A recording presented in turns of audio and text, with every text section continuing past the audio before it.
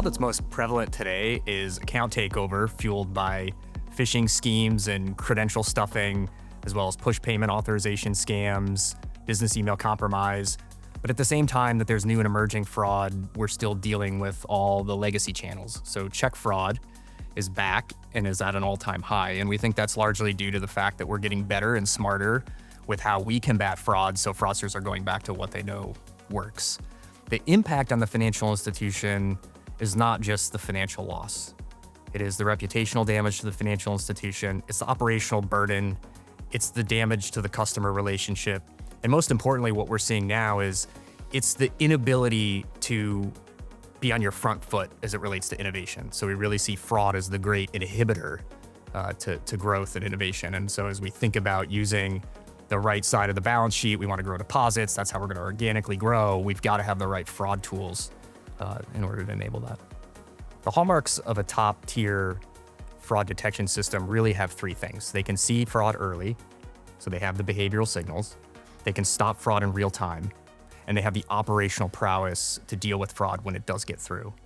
So really the name of the game now is about behavioral signals ingested into a sophisticated risk model that can then interdict real time inside the platform and provide all the observability and visibility that one would need in a back office operation in order to go and understand why things happened and how they can go back to the front of the system and make it better the next time. Effective fraud intelligence looks like the ingestion of many signals into a sophisticated risk model powered by AI that can in real time produce a risk score that is dynamic. It is not static. It is not the old anomaly detection that we all enjoyed over the last 15 years in fighting fraud. This has to be advanced, it has to be dynamic, it has to be about behavioral signals such that we can determine that this isn't actually the user inside the session. There's really two places that a financial institution should inject AI into their fraud mitigation methods. The first is at detection. So ingesting many signals into an AI-powered model that is dynamic and can make a decision in real time.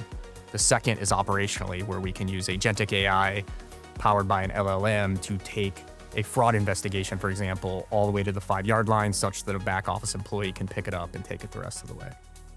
I think financial institutions can stay on their front foot if they move from reactive fraud defense that we've all used for the last 15 years and get proactive, using the same tooling that fraudsters are now using against us. Behavioral intelligence, AI-powered risk models, and real-time interdiction within 30 seconds of someone logging into the session.